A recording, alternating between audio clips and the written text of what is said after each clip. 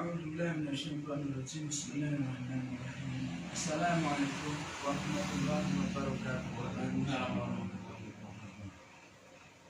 Apa yang harus dilakukan oleh seorang mukmin? Ini adalah pertanyaan yang penting. Setiap orang harus mengetahui jawabannya agar bisa mencapai tujuannya. Pertama, setiap orang yang beriman harus memperhatikan ibadahnya. Tanggung jawab kita yang pertama adalah memenuhi hak-hak Allah Subhanahu wa Ta'ala.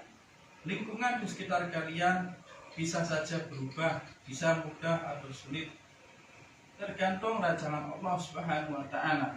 Tetapi penghambaan tetap harus didahulukan, baik dalam keadaan damai atau perang, di musim panas atau dingin, baik oleh orang kaya atau yang miskin, tua atau muda, orang bebas atau budak.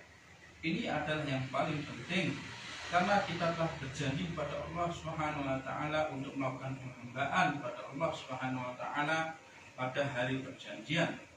Dan Allah Subhanahu wa Ta'ala berjanji, jika hambaku mempertimbangkan aku dalam kondisi yang mudah, aku akan memeliharanya dalam situasi yang sulit.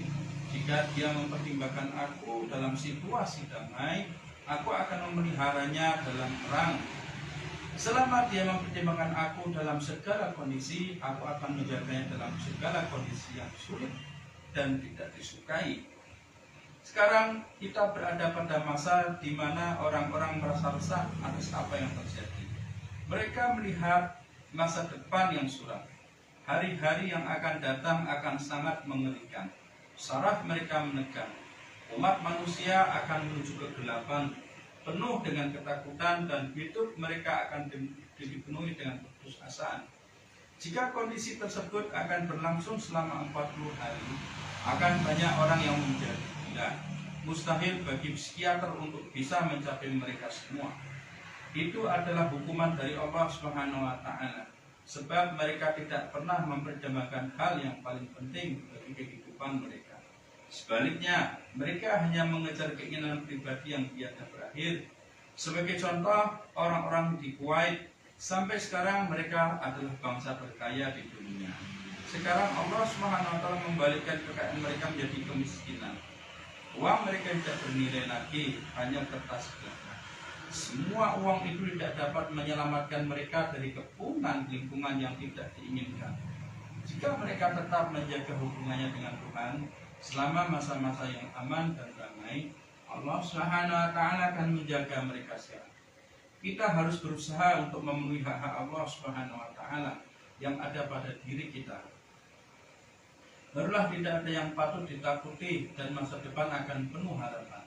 Cobalah untuk mengatur kehidupan kalian sedemikian rupa sehingga ibadah akan menjadi mudah.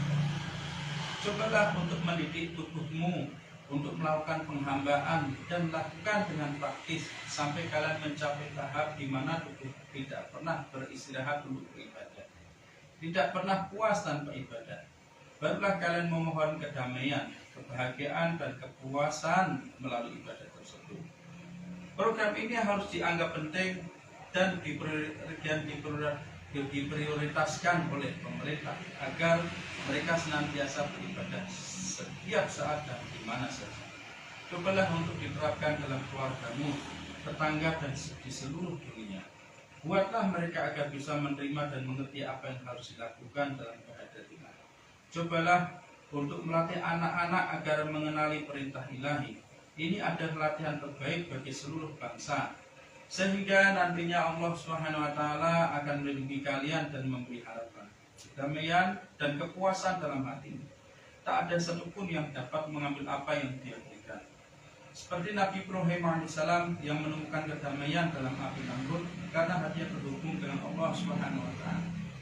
Itu adalah jaminan dari Allah Subhanahu wa Ta'ala kepada hambanya yang mempertimbangkannya dalam suasana yang mudah.